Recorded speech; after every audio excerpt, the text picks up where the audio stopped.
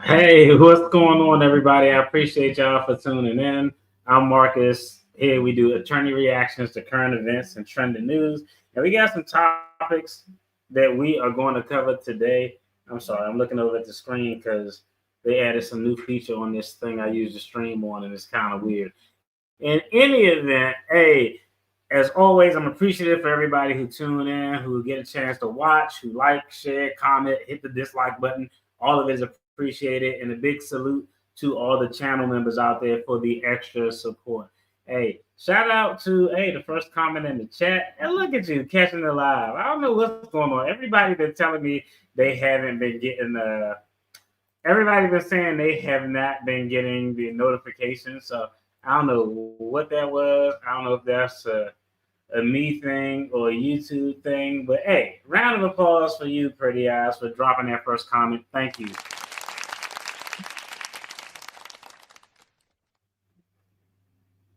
All right, now this video is going to be interesting because we got a few topics we're going to cover, a few videos, and then we're going to jump into the main story. But we're going to take a look. We got to go to Harvey, Illinois, to talk about somebody who we talked about on this channel before. The mayor of Harvey, who is apparently under intense pressure to resign amidst a lot of financial controversy. We talked about this gentleman before because this was all given Tiffany Henyard. It was all same general geographical areas, same type of goofy behavior going on. After that, we're going to take a look at a law in DC that needs to be changed. Is one of the reasons why I don't have rental properties anymore, because they became too problematic. But we're going to talk about a man who tried to evict his ex-wife for 5 to 6 years, and he was just struggling doing so. And during that entire duration, she did not pay this dude any rent. It looks like they're finally about to make a change to that law, but it's dumb as hell, and that shouldn't have happened. Then we're going to pivot to Texas to talk about parents who were charged after their special needs son was found buried on their property. That story is actually pretty wild. And then finally, the last video we're going to talk about is, we're going to spin back to Chicago and talk about how the police there violated a business owner's right when he was in possession of a firearm lawfully, but it ended him up in jail anyway. That's probably going to be a big lawsuit. And finally, we're going to take a look at a federal level. We're going to look at some federal indictments that are going on with the Department of Justice. President Trump and his Department of Justice are active out here. They are doing a lot. We're going to take a look at we're going to talk about 3 indictments. We're going to take a look at one. We're going to look at or talk about the indictment of former FBI Director James Comey. We're going to talk about the indictment of Letitia James, the New York Attorney General. And finally, we're going to actually take a look at the indictment. It's about 20 some odd pages. We'll skip around, of John Bolton. One of those 3 people are really looking at doing some time in prison. And it's probably not going to be good. When we look at that indictment, you guys are going to be shocked at some of the foolishness that went on. So let's go ahead, jump into our first story. Let's just talk about the story. Let's play it, then we'll chop it up. A group of community activists now calling for Harvey Mayor Christopher Clark to step down, citing years of alleged financial mismanagement and lack of transparency. And this comes as Harvey employees face ongoing furloughs and the city struggles to meet payroll. Gabby Primus has more on the growing pressure at City Hall. All right. When your city can't pay its employees and people are getting furloughed, that's automatically going to be a big problem. Y'all know how it go. I got to take some intermittent pauses because YouTube just not a fan of playing the video all the way through. But the very first point that I want to bring up is fiduciary duty, and public trust. Elected officials, especially those in municipal offices, they often have an obligation to manage public funds responsibly. Mismanagement could trigger, we saw this before with Tiffany Henyard, even though they were bad, they were done poorly, internal audits, state oversight, and potentially criminal investigations for public corruption, violation of public corruption statutes. 69 furloughs to be exact. And of course, this is going to impact a lot of employees coming from multiple departments in the city of Harvey. Now, the choice is due to what officials describe as a severe financial emergency.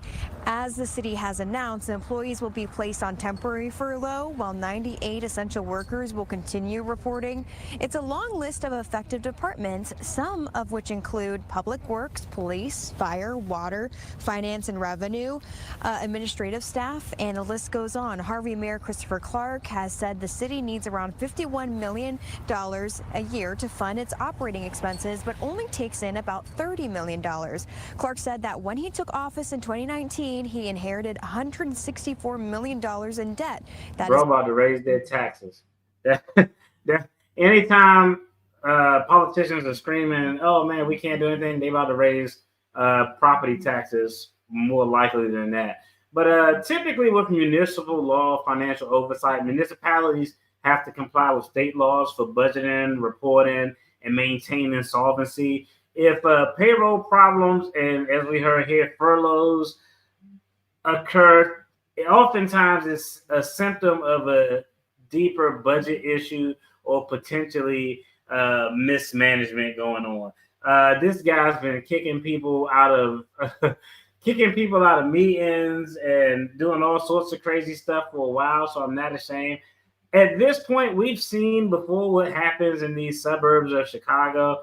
There is not going to be any federal intervention. Even though I've seen a lot of videos and heard people compare this mayor's actions and activities to those of Tiffany Henyard, I'm not really sure.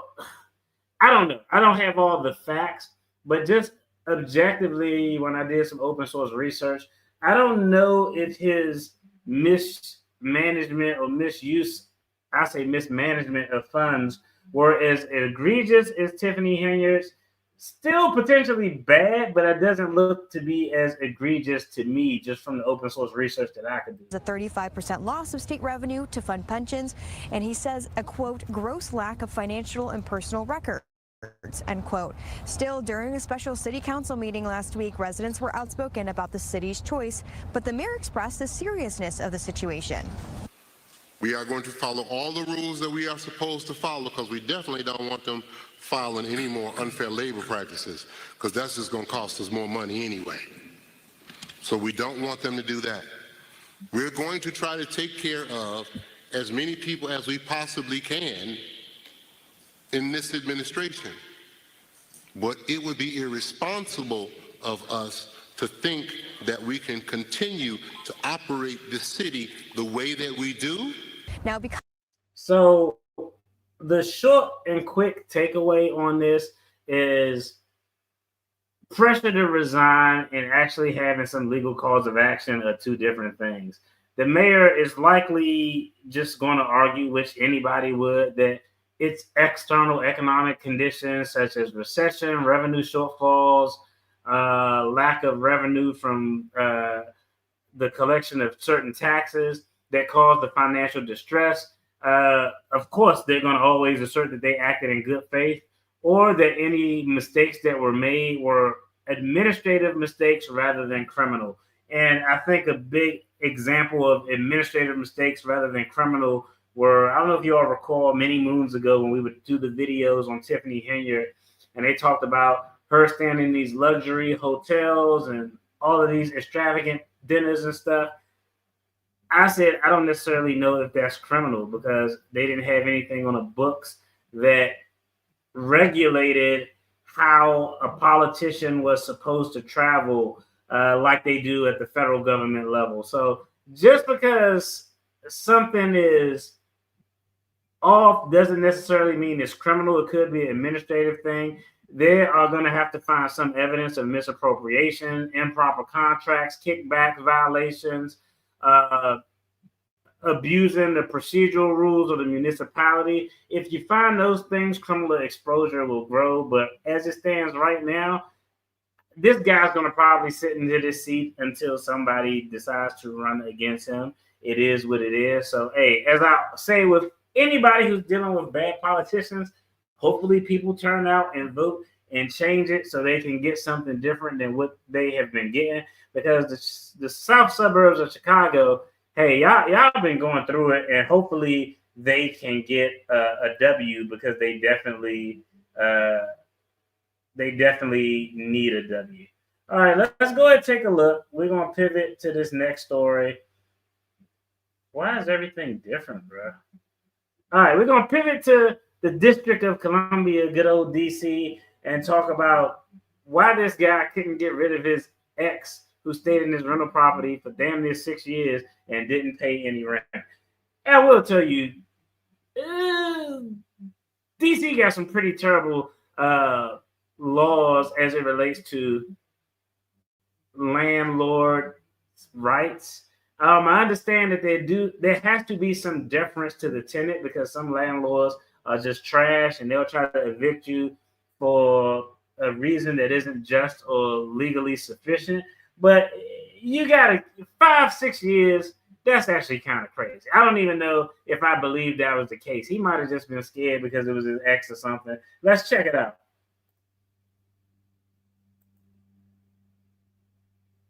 Tonight, landlord-tenant laws could change in the district as council weighs a vote on the Rental Act. And it all comes as one man tells us it took him 5.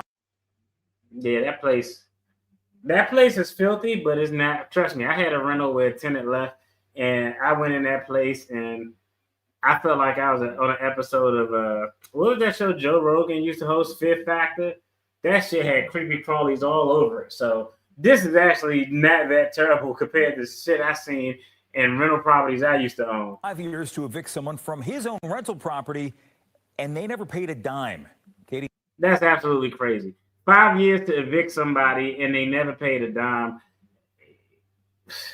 He should actually have some cause of action, not only against the tenant who didn't pay, but there should be some civil cause of action that he should be able to file against the municipality if the delays in that eviction process were the fault of the municipality, of the government organization institution. Barlow has the exclusive story. Our chief legal correspondent live tonight from Northwest DC with the details. It's difficult to evict someone in Washington, D.C., and that's by design. It's a policy choice made over many years. Today, it is difficult. Eviction law, the process for eviction for non-payment of rent typically requires a formal notice, a court filing, a judgment, and enforcement. In D.C., rental protections and procedural hurdles can also prolong the process. Some of the dumb things that could prolong it, a backlog. So many damn people getting evicted because the economy bad, people furloughed. If there's a backlog, it could take forever for them to actually get to your shit to hear your case. the D.C. Council is considering the Rental Act, which could change some of the dynamics between landlords and tenants if it gets passed. But this case appears to be a particularly egregious example of how the law currently works in the district. It's been a nightmare. This is 6 years of my life. Yeah, I mean, it's definitely the worst eviction case we've ever had. I mean, 6 years to evict somebody is just crazy. That's fucking crazy. 6 years to evict somebody is crazy. Like, shout out to this guy for actually following the law, because like after like if somebody's in your rental property, right? Real quick, let's change the view on this. If somebody's in your rental property and they aren't paying rent, you're going through the process and it's just a delay or a backlog, it's going to be hard for most people not to go over there with a baseball bat or go over there with their many cousins and raise hell. So credit to this guy.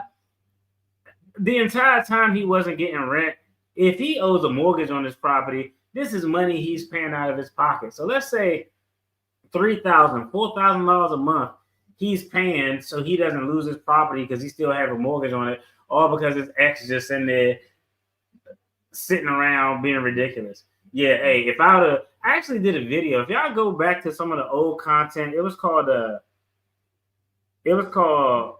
I think it was called Selling in a Seller's Market, where I was selling one of my rental properties and I was just kind of memorializing and documenting the process, and I put pictures up.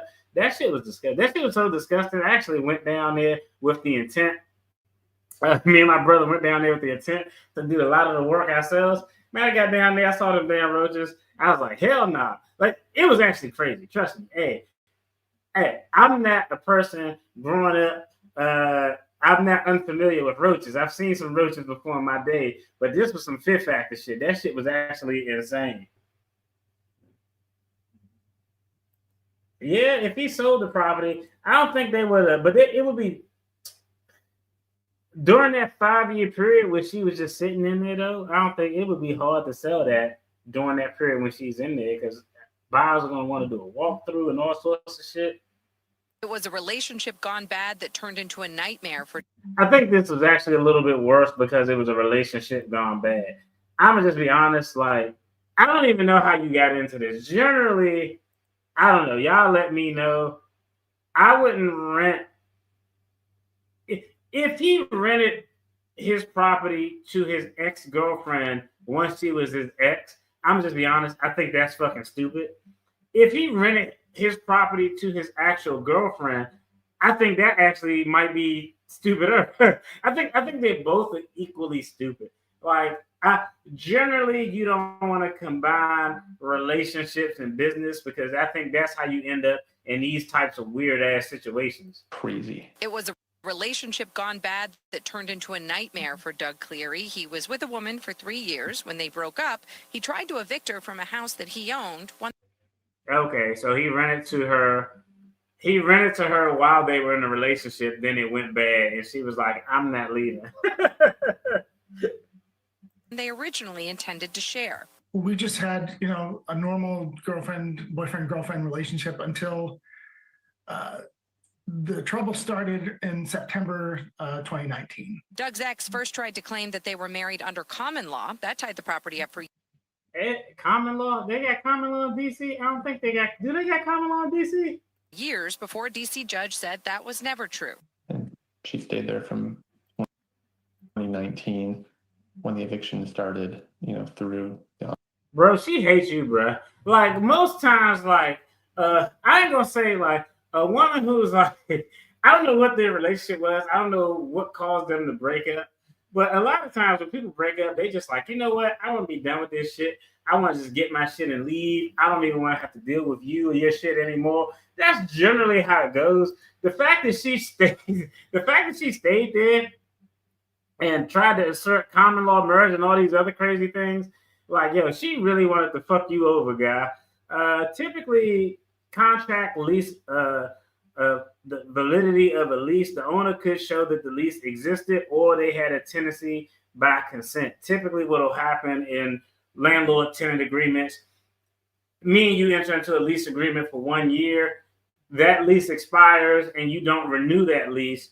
Then you establish a month-to-month lease. We had a lease, we didn't renew it. I pay, you accept. We've been continuing doing this thing. So it normally establishes a month-to-month lease, and it can show that rents were due and unpaid. The tenant refused to vacate, making the case for unlawful detainer. Challenges faced by the landlord. We talked about this. Procedural delays, backlogs in housing court, tenant defense rights, possible protections if the property is a subsidized property, such as a low-income property, can make the eviction process hella slow. And the fact that it took 6 years is just absolute failure. And I don't blame most of that failure on the government side. That's actually crazy. Almost the end of 2025. He has not paid a penny towards anything. After he won the common law marriage fight, Doug returned to the landlord-tenant branch of D.C. Superior Court to try to get his house back. It took 5 years, in part because his ex filed multiple appeals, twice getting an emergency stay from the D.C. Court of Appeals, even though she disobeyed court orders to pay a bond and to put money in escrow. It was That's fucking terrible as hell. I'm telling you right now, I'm gonna just be honest. If that was reversed and it was a guy who was doing all that shit, man, the court wouldn't have been granting all that shit. I don't think so. Maybe it's just me. Y'all let me know. I don't think the court would have been granting all that shit if the roles were reversed, and that was this guy doing all of this crazy shit. The series of, I think, very bizarre rulings from the courts sort of across the board. Krieger is an experienced housing lawyer in the region. He says D.C. has made it too difficult to evict someone, even in a case less challenging than this one. There's also so many just basic technical requirements that could be a problem for a landlord, even if the occupant is not difficult. Or like if you don't have GPS coordinates on the pictures showing that you posted the notice, the case gets dismissed. Doug says she never paid rent, which should have been $4,000 a month over. God damn, $4,000 a month over 5 years and she ain't paid. Oh man, I'm suing the fuck. I'm hiring the best attorneys and I'm coming after her civilly. The landlord in this case will have potential civil liability that he could potentially seek to recoup for unpaid rent, damages, or holdover damages. But recovery might be difficult if the tenant is judgment proof, meaning the tenant has no assets or they just broke as hell. I'm gonna be shocked if she broke. I just think she just wasn't paying his ass. I think she probably, I don't know the facts, they didn't go into detail, but I seriously doubt that she was just broke as fuck for 5 years and just living there. Like, I'm sure she probably had utilities in her name. She probably was buying groceries, just the basic shit. So I don't think that it was she's judgment proof. That, yeah, I don't think she's broke. I think she just decided, you know what, I'm not paying your ass. You broke up with me. Now you about to get this.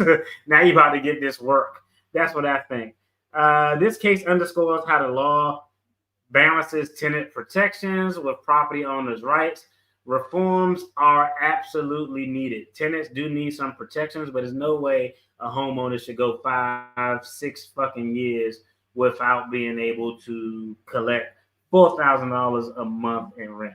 That's a lot of goddamn money. You're talking over $40,000 a year that this dude lost out on over a 5 to 6 year period because the courts was just some trash. Let me see. I gotta look up something real quick.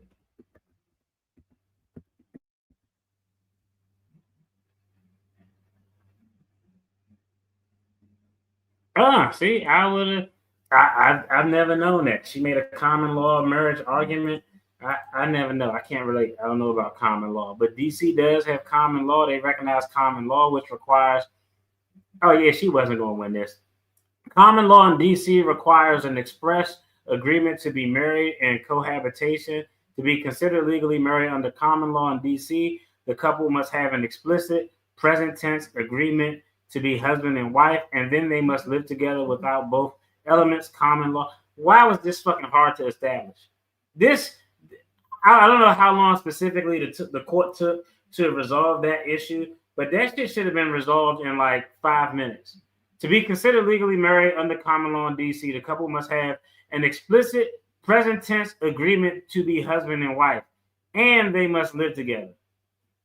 They clearly didn't live together because he's trying to collect rents. But let's just not even look at that element. The couple must have an explicit present tense agreement.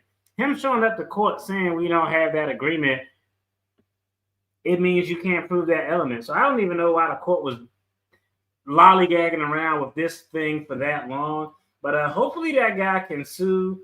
And this is, I mean, I've never been in a situation like this because I wouldn't have been that patient. but this is, I got out of the rental property business back in 2020, 2021. It's just not something I'd rather put my money in the stock market. I'd rather put it in a real estate investment trust and get monthly rents paid to me that way, as opposed to having to deal with roaches and shit and all sorts of goofy stuff. All right, let's take a pivot to Texas. We're going to talk a little bit about a story that happened in Burleson, Texas, related to a family and their 26-year-old special needs son. And we're going to talk about what is going on with this investigation as well. Let's dive in.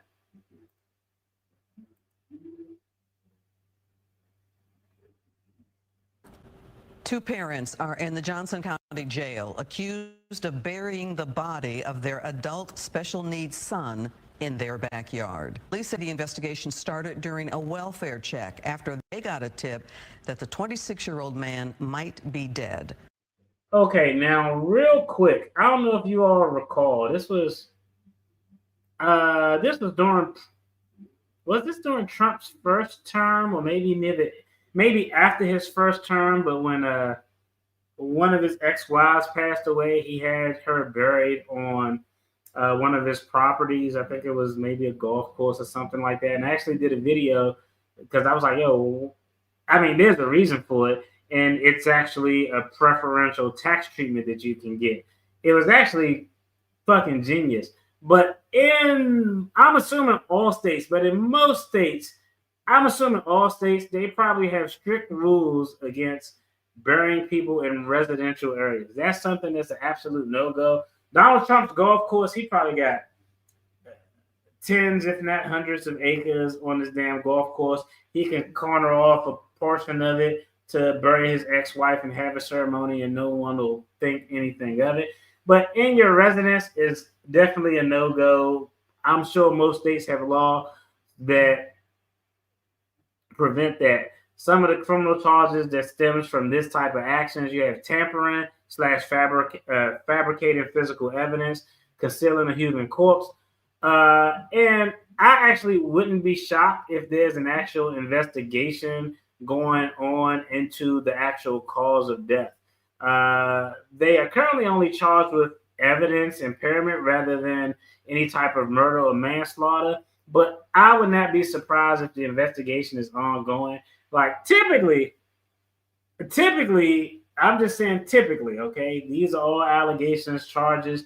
But typically, when Joe Citizen buries someone in their backyard, it's normally because some type of heinous activity occurred. Let's go ahead and jump back into the story. Fox 4's Deion Anglin joins us live with details. Deion. Hi there, Clarice. More questions than answers. Burleson police here tell us there was conflicting information about the young man's death. Now, the two people closest to him are facing charges. The conflicting information definitely led us to believe that something was not as it should be. A welfare check led to the disturbing backyard discovery on White Oak Lane in Burleson. Jonathan Kidman's body was exhumed and transported to the Tarrant County Medical Examiner's office. The 26. I can't wait to see what that autopsy actually finds. Again, these are just charges, they're allegations, they're going to look for evidence, but I'm 100% sure now, especially listening to, I was 100% sure when I said it before he said that, but once he said they had some conflicting stories, they're definitely still looking into the investigation and the cause of death. So it's going to be interesting to see what the autopsy actually shows. I'm pretty sure they probably got a search warrant for the home. I'm probably sure they have forensic teams going up and down that entire house with all sorts of agents and looking at electronic devices and the whole nine. 6-year-old special needs son of renters December and Jonathan Mitchell was buried in a shallow grave. Concerns from some who know the family prompted police to inquire about Jonathan Kidman's whereabouts. Police say the couple acknowledged he had died. They say from there, the information was vague. The first information was that she said that he was taken to Hughley Hospital and pronounced there, and we followed up with that, and that was not correct. Okay, yeah. See, y'all know when I watch these videos, when people send them to me or they pop up and I'm like, yo, we're going to do a video of this. I try not to watch the video because I want y'all to get my initial reaction. But that actually just makes, I mean, honest, that makes no sense. 26-year-old special needs son, they clearly, okay, I don't know his entire life, but they have been providing some level of care for him. I don't know if someone else had custody of him, but that's uncommon as hell. Any parent, when their child dies, they aren't going to be like, oh man, let's go ahead and bury him in the backyard. That's actually crazy. they're going to call 911. They want to be there when the ambulance shows up. They're going to be doing chest compressions. They're going to be crying. All of this is given mad sketch just to anybody who has a pair of eyes and some type of logical reasoning. Not saying that, hey, again, it's just not making sense. It's not, if it smells bad, it doesn't pass the smell test. Do you remember seeing Jonathan? Never saw him. That's the thing. Nobody in the neighborhood ever saw him. So, but you knew he lived there? No. Neighbor Judy Harris says she and her husband were baffled by the heavy police presence in early October. They've been there all night. We didn't realize it. And there's just one police car after another. There's 6 police cars and 2 medical examiner cars sitting out front. Police say a shallow grave found in the backyard soon became the focal point. Investigators say it is unclear how long the special needs victim had been deceased and buried.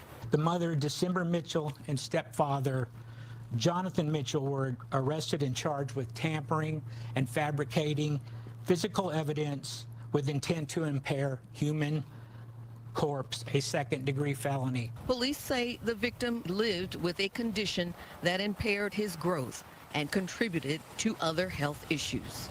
A statement from the family of Jonathan Kinman includes, "We were horrified to hear the news about our precious Jonathan. This is a living nightmare for the Kinman family. Please know that we are in full cooperation with law enforcement, and we will fight for every last ounce of truth and justice to come to light for the sake of our sweet boy." Yeah, that's actually interesting. I would be interested, and I'm sure the cops are going to do a thorough investigation, but see if there were any instances of child protective services being involved with this family, anything like that. That's going to be paramount to the investigation. Again, the cause of death is not yet determined. Delays may affect the prosecution's ability to establish whether a homicide actually occurred. However, evidence of burial and misrepresentation can, like we talked about, support charges for concealment. Just for the charges, the tampering, they will likely contest that, oh, we didn't know that we were engaging in any wrongdoing. I mean, stupidity is not a defense for crimes.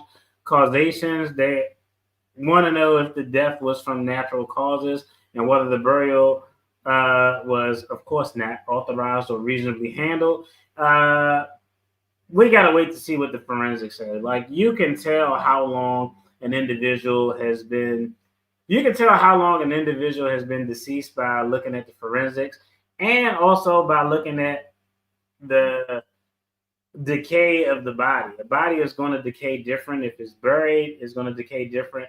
If it's in a refrigerated room, if it's in a hot ass trunk of a car, like D4 did, D4 Avid's Tesla trunk where they found that young lady. So the burden of proof for charges like tampering with evidence, the prosecution must prove that the defendants knowingly altered, destroyed, or concealed evidence with the intent to impair an investigation.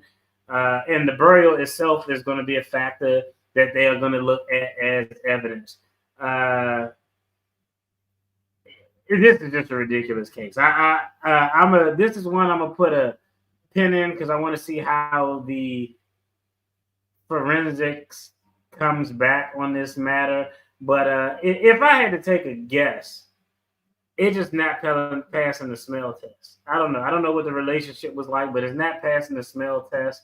I would not be shocked if there was some type of foul play here, because normally a mother isn't going to bury her child when he passes away, even if it's from natural causes. They're going to call 911 and go through all of the processes. All right, one story away before we get into the main story. This is a story of a miscarriage of justice.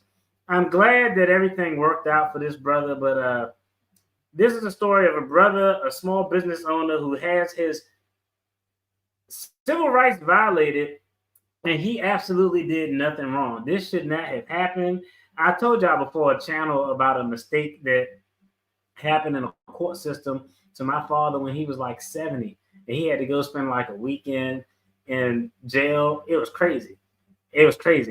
And they put him in the orange jumpsuit over there with the guys who got the crazy records because he had some crazy shit in his past. When mistakes cause people to have to sit in custody, heads should roll, in my fucking opinion. The punishment should be monetary sanction, and whoever made the mistake or fumbled the ball, you need to go sit your ass in custody for the exact amount of time that the person who was aggrieved had to sit in custody.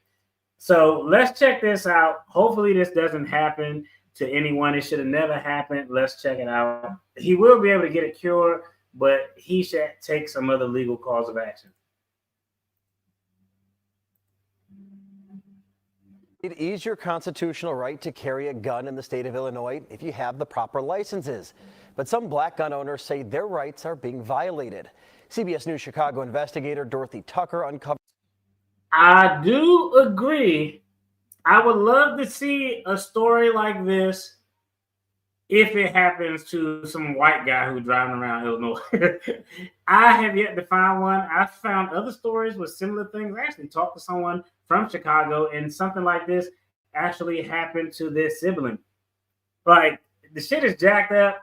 I don't know. I think if you're a black person with a gun in Chicago, even if you got it lawfully, if all the T's aren't crossed, even if it's not your fault, it's an administrative fault on the government's behalf, they're going to do the wrong thing and violate your rights. It is. I think that's just what it's going to be. Several cases where they were stopped by police and charged with felonies, despite having everything in order, leaving them to pick up the pieces of their lives. We did something that's never been done before: watermelon cheesecake. I don't even like watermelon. I'm like one of the 5 black people who probably don't like watermelon. But watermelon cheesecake actually sounds interesting. All right, let's get back to the story. I'm sorry, I got distracted. We did something that's never been done before: watermelon cheesecake. A cheesecake tasting in the south suburbs. Louis McWilliams' dream is to grow his business. And it's going to blow you away. I like it. All was good. Oh my God, it's so good. I told you. This is like a Jolly Ranch. Until this. Like I can't say right now, Mr. I'm an entrepreneur. I have a cheesecake company called Ann's Flavored Cheesecakes. At the time of this interview, Louis faced a felony charge. This has been very traumatic for me. I feel like my rights was violated. His Second Amendment rights.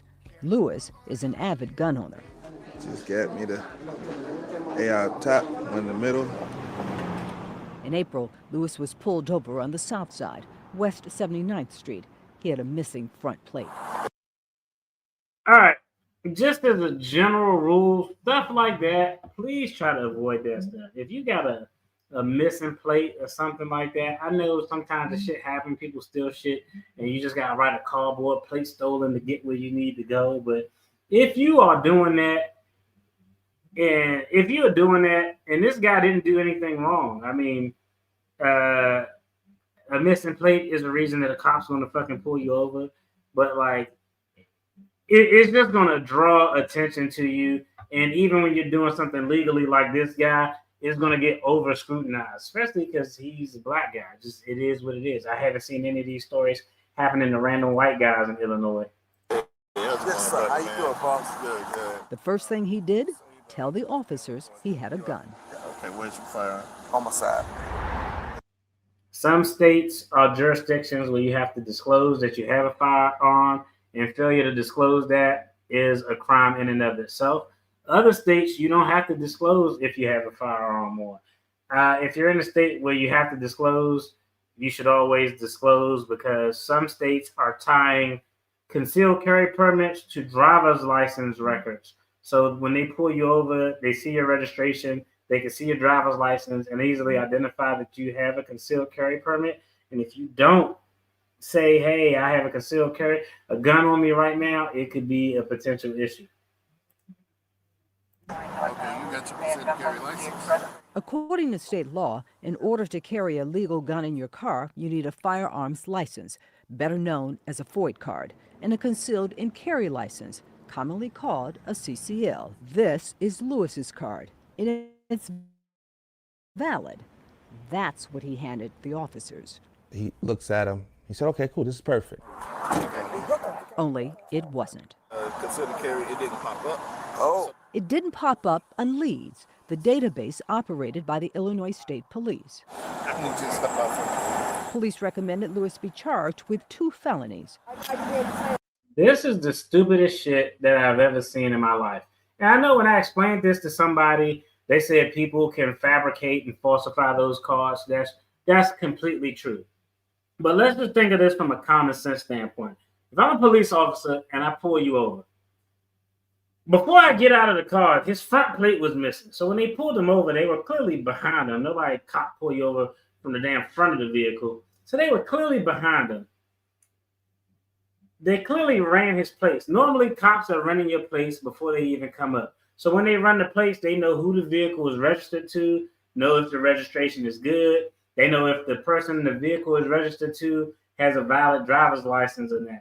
They know all of that shit. So when they pulled him over, he was missing the plate, but we don't hear anything about having an invalid license. We don't hear anything about his registration or tags being expired. So the car's his, is registered to him. He gives him a license plate. He gives him the driver's license that matches with the registration of the car. He gives them concealed carry, a CCW card for concealed carry, then the FOID card that he needs to actually own the firearm. All of those have the same name, address, same number, all the same fucking information on them. But when they run it in the system, they don't find his concealed carry in the system. At that point, you got to let that dude walk. There's nothing that you can do. The best case scenario is, okay, we're going to give you a warning. You need to get your license plate in the front squared away.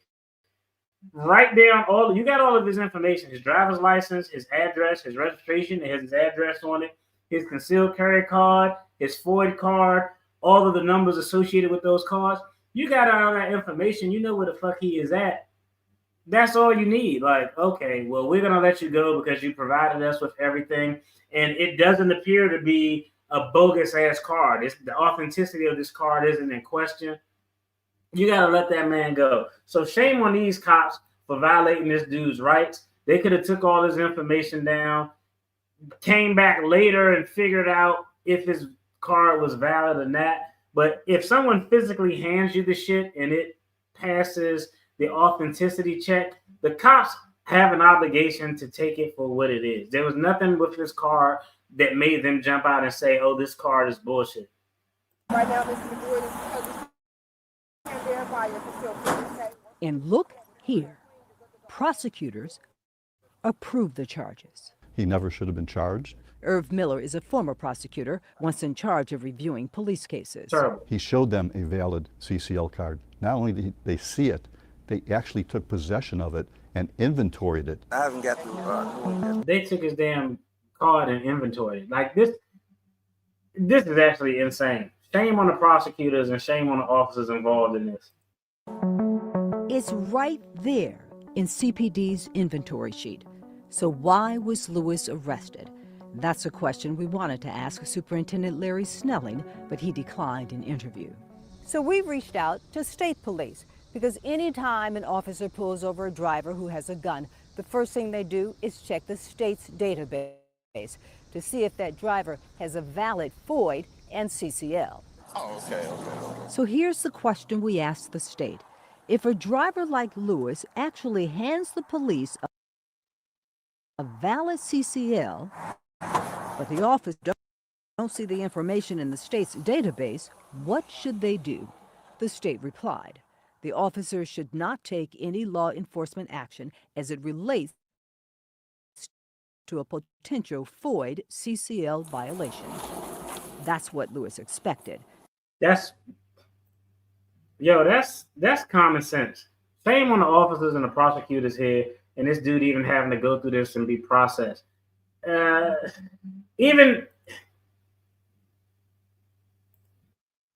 what he was told later as he stood in a jail cell.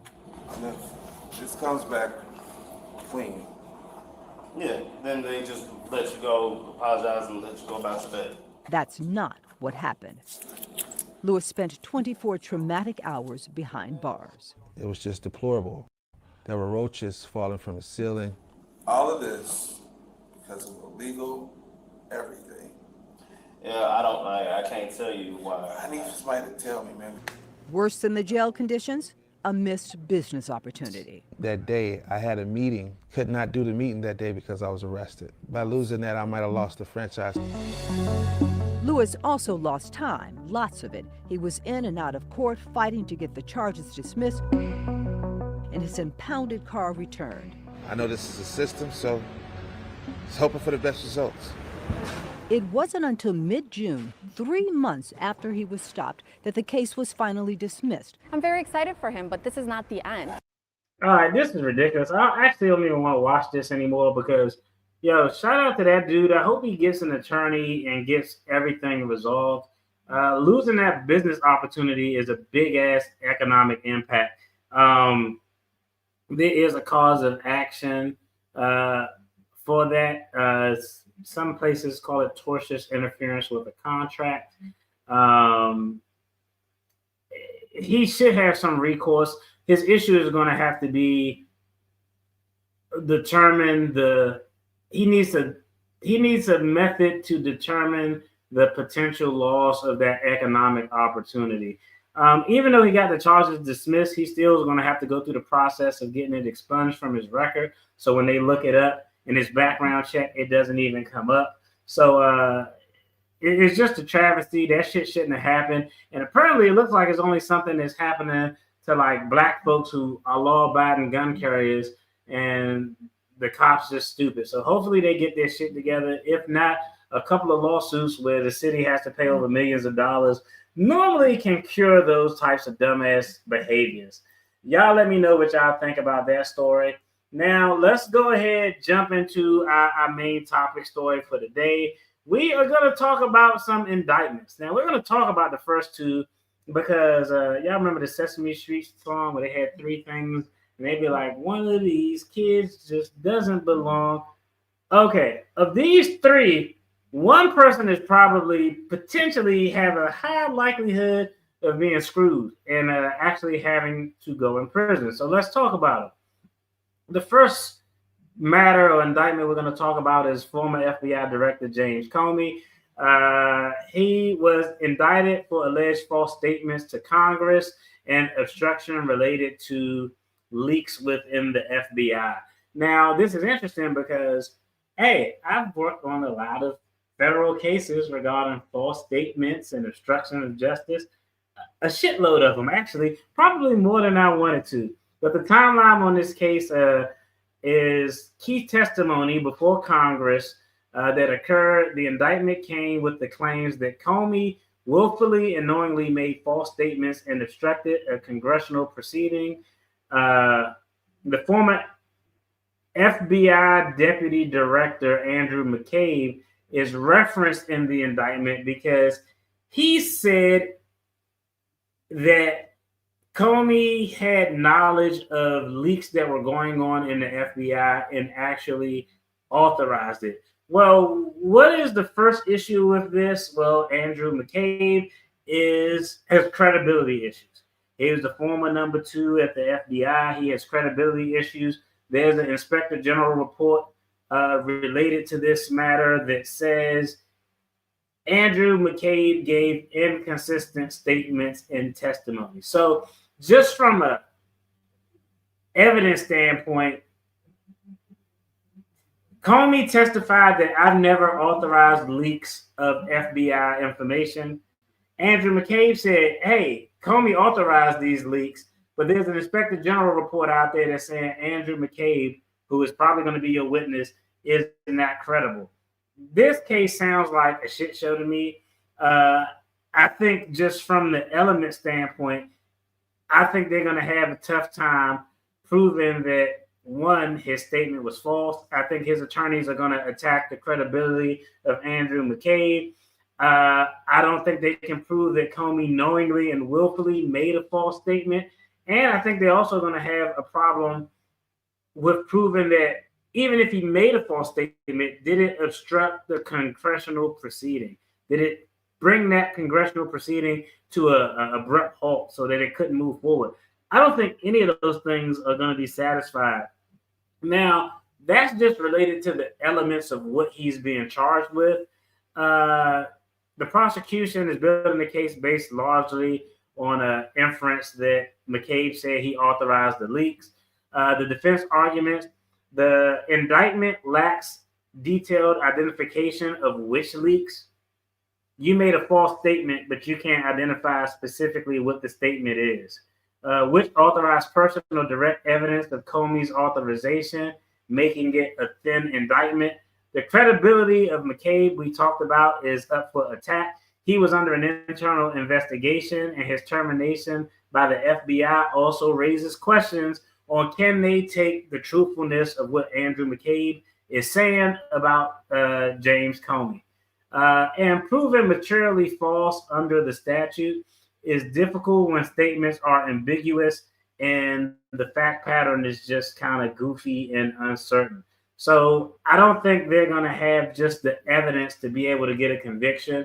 In addition, his team is going to challenge that the U.S. attorney who actually brought this case is not the proper person to bring this case because her appointment as a U.S. attorney is invalid.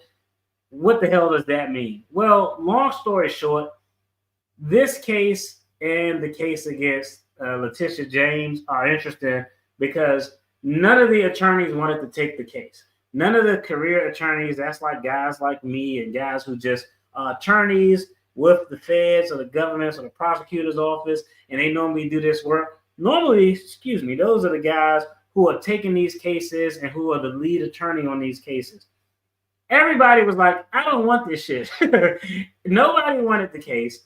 The U.S. attorney for the Eastern District of Virginia was subsequently ousted. He was appointed by President Trump. He was ousted. They brought in a new U.S. attorney, and now this U.S. attorney could not find any career prosecutors to bring the case. She had to bring and do the indictment herself.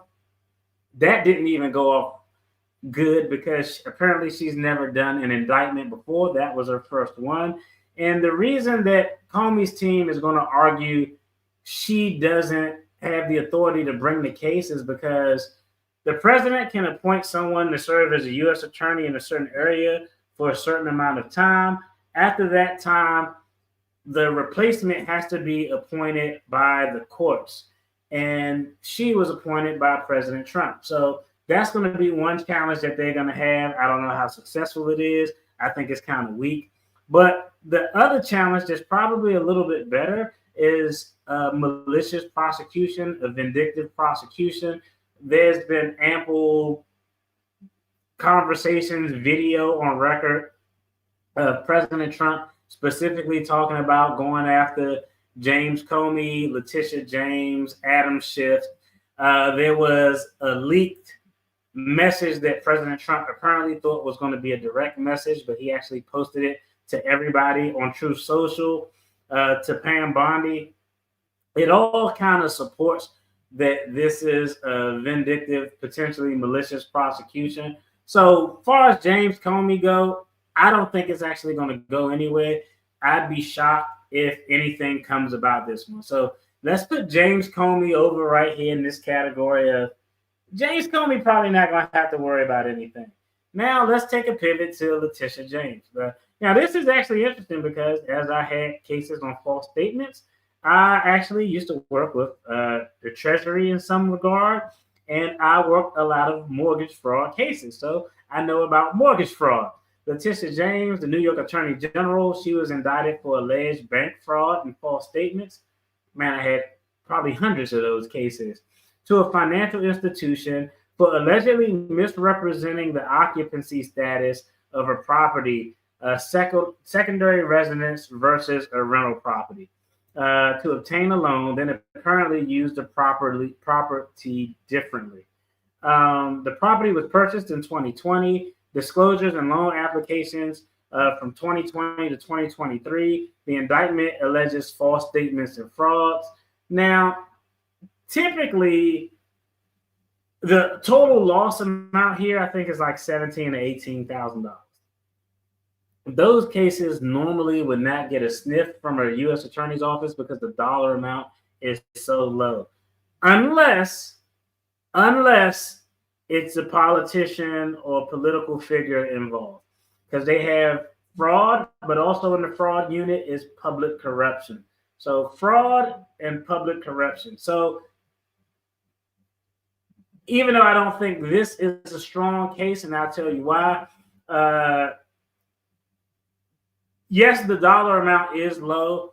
Nobody would probably want to take it otherwise if it was anyone else. But because it's a politician, the public corruption unit would potentially look at it with maybe a harder look because a politician is involved.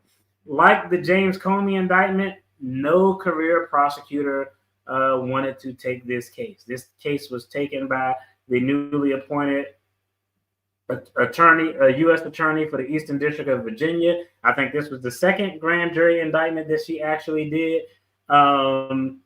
So it has those same issues where the fact that no career prosecutors wanted to take the case goes to show that they believe the case not to be a strong case. In U.S. Attorney's Office, they normally like to have things gift wrapped. I refer cases to them.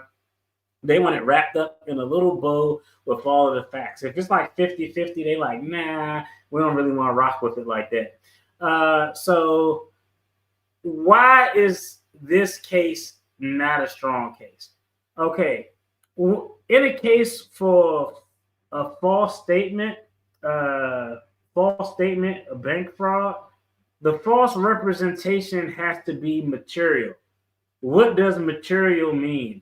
Well, material means this. Let's say I'm filling out a loan application to buy a house.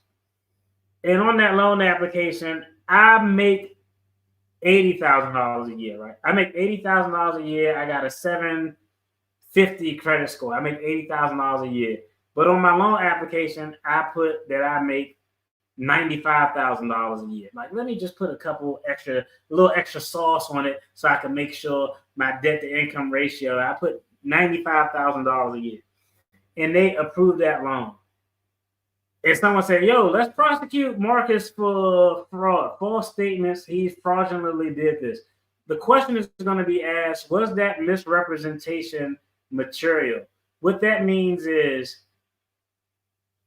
even though I put 95 and I really made 80, had I not put 95 and I put 80, my actual salary, would you still have approved the loan? If the answer is yes, we still would have approved it. That false statement that I made isn't material.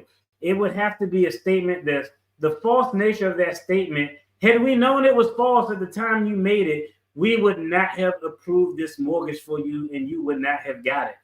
I don't think that they can prove that. I'm thinking her money was right. I'm thinking her credit score was right. I don't think that they could prove that the false statements was necessarily material.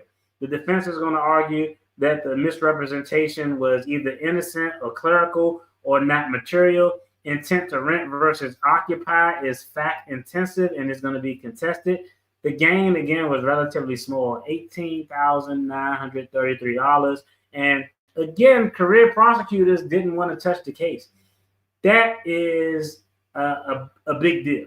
Weaknesses, defense arguments, intent is the key. Without clear intent to defraud, bank fraud charges are very difficult. The defense will emphasize that the property may legitimately have been used in a way consistent with her disclosures. Discrepancy in disclosures, such as investment versus residence, modest alleged gain, political context because the AG was high profile.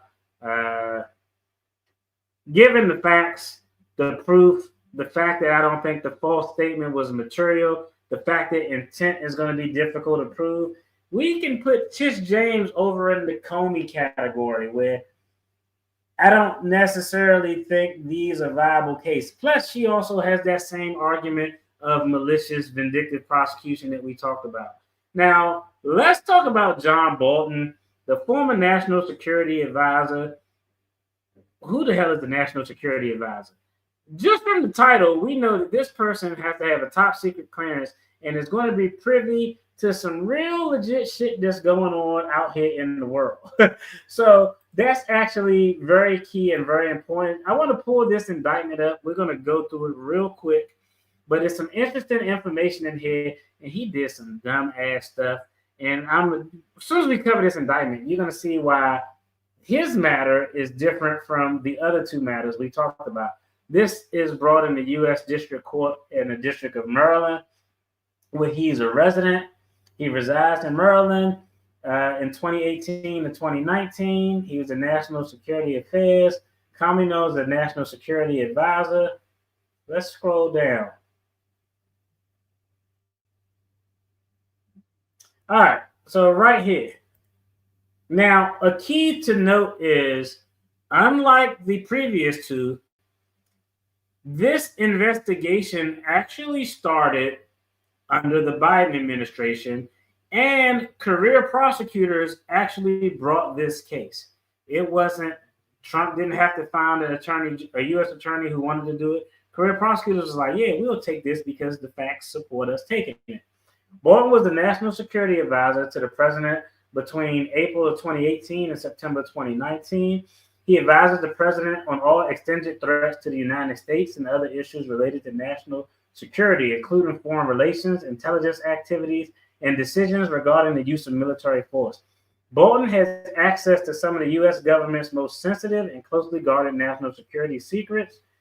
In order to obtain a U.S. security clearance that granted him access to the information, Bolton signed numerous non-disclosure agreements that acknowledge, among other things, unauthorized disclosures of classified information could cause damage and irreparable injury to the United States, that he would never divulge classified information without prior written authorization from the relevant government agency, and that he would never divulge anything he knew to be sensitive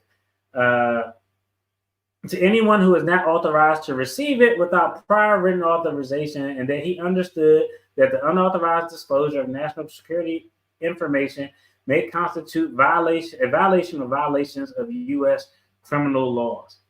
If you've been a federal government employee with a clearance, you know that. Like, even when you stop working there, the shit you learned on that job is information obtained from that job, and you have no right to disclose it. People who work at law enforcement agencies like FBI and DEA, and they work all these juicy cases with cartels, when they start working there, when they retire, they just can't run over to Netflix and sign some agreement to spill all the beans. They have to get a production agreement. It has to be approved. The agency has to approve it. They have to know what specifically they want to look at. It's all of these hurdles that people have to go through. All right, as National Security Advisor, Bolton directed the supervised work of the staff on behalf of the president. Bolton had access to and was responsible for safeguarding most sensitive national defense information, including classified information. Due to Bolton's need to have access to national defense information and classified information while serving as the NSA National Security Advisor, the U.S. government installed an accredited sensitive compartmented information facilities called the SCIF. Going to a SCIF, you got to pretty much go in there butt naked. You can't have no phone, no watch. If you're going into a SCIF to get information, to read some shit, trust me, you go into a SCIF, no smartwatch, no glasses. You just pretty much in there assed out. You ain't naked, but they're going to make sure you don't go in there with anything because the things that are in the SCIF are super sensitive. They installed the SCIF within his home located in Maryland. The SCIF was approved for processing and closed storage of classified information, including information classified at the top secret level. Bolton's term as National Security Advisor ended on September 2019. The SCIF in Bolton home was decertified by the U.S. government on October 16, 2019, and from that date through the present, no location within Bolton home was approved for lawful storage of classified information. At no point, including the point when Bolton had an accredited SCIF in his home, was Bolton authorized to store, transmit classified information or on unclassified systems such as at AOL email, Google email, or non-governmental commercial messaging application. We already see where this is going. This is about to get done as soon as you see AOL and Google. Bolton learned national defense and classified information, CIA, U.S. military, foreign government. Bolton also had a variety of secure telecommunications telecommunication systems that he could use to discuss and communicate classified information. Bolton had access to the National Security Advisor to classify spaces in the White House, Eisenhower's executive office, and other locations in D.C. From April 2018 through August of 2025, Bolton abused his position by sharing more than 1,000 pages of information about his day-to-day activities as National Security Advisor, including information related to national defense, which was classified to the top secret level with two unauthorized individuals, namely Individual 1 and Individual 2. Individual 1 and Individual 2 have been identified as Bolton's spouse and his daughter, which is absolutely stupid. Bolton also unlawfully retained documents, writings, and notes related to the national defense, including information classified at the top secret level. Individual 1, whose identity is known to the grand jury, was related to Bolton, resided in Maryland, never had a security clearance, and was not authorized to access, receive, or maintain classified information that Bolton shared. Individual 2, identity known to the grand jury, was related to Bolton. How you gonna give some shit you ain't supposed to give to your wife and your daughter, bro? That's stupid. All for the rights to write a book, because I think he was one of the first people to write a book after he left the Trump administration during President Trump's first term. Individual 2 never had a security clearance, wasn't authorized to be privy to any of Bolton's work. From April 2018 through September 2019, on a regular basis, Bolton sent diary-like entries to Individual 1 and 2 that contained classified top-secret information. He wrote many of these diary-like entries, transcribing his notes from his daily activities in word processing documents, which he then sent electronically to Individual 1 and 2 through commercial non-government messaging systems, AOL and Google. At no point did Bolton have authorized to store, transmit, or send this information to Individual 1 or 2, nor did at any time Individuals 1 or 2 have the right to this information. Okay. At an unknown time in 2025, many of his diary-like entries from Bolton's National Security Advisor diary, including entries contained information related to top secret clearance that were printed and stored in Bolton's personal residence in Montgomery County. Digital copies of some of the entries contain national defense information. After Bolton's time as National Security Advisor came to an end, Bolton's personal residence was not authorized to hold this information. Bolton's skiff in his home was declassified.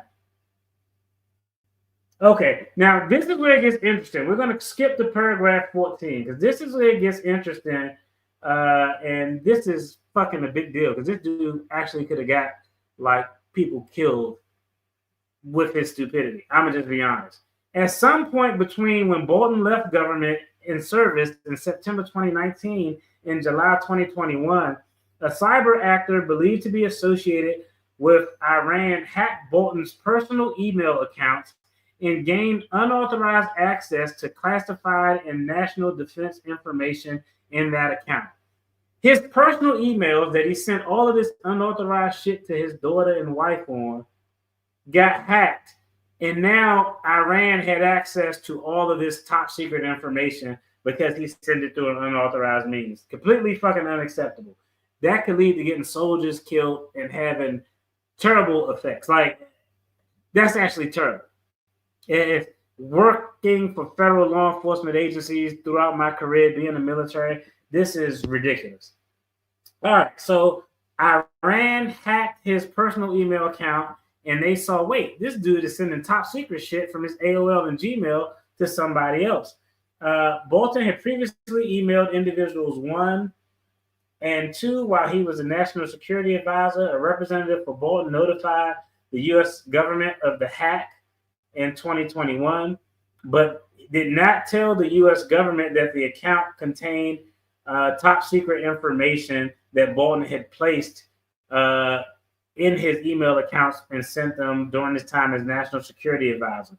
So to me, that shows an intent to be deceitful. You knew what you were doing was wrong because you didn't come out and say that initially. All right. Classified information.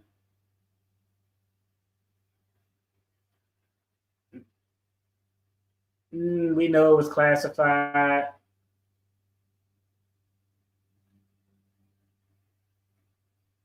I'm looking at some of the information that they sent. This is terrible.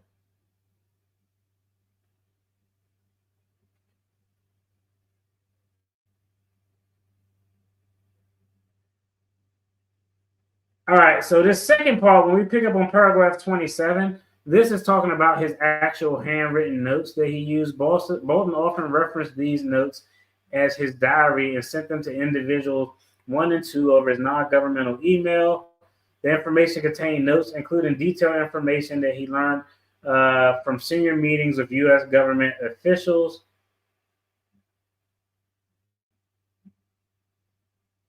This is ridiculous. Hold on, let me see. For example, a description of classified information related to a foreign government's activity might begin with an intel briefer said. On one description of classified information learned on a military briefing might begin with while in situation room. I learned that the notes Bolton sent individuals 1 and 2 often began with the words individual 1 and 2 start here. In at least one communication, Bolton also referenced to individual 1 and 2 as his editors. He did all this stupid shit for his book because he wanted to memorialize his time as national security advisor. So let me break down the quick take of what happened. Bolton had all this top secret information. He wanted to write a book and get a book deal. So he was sending top secret information in his personal email address to his wife and to his daughter. How did the United States find out about this? Well, at some point, Bolton's personal email got hacked by Iran, and Iran said, whoa, wait, this is top secret information that this doofus is sending. How did we find out? Bolton reported that his personal email was hacked, but didn't disclose that he had conveyed top secret information from his personal email address.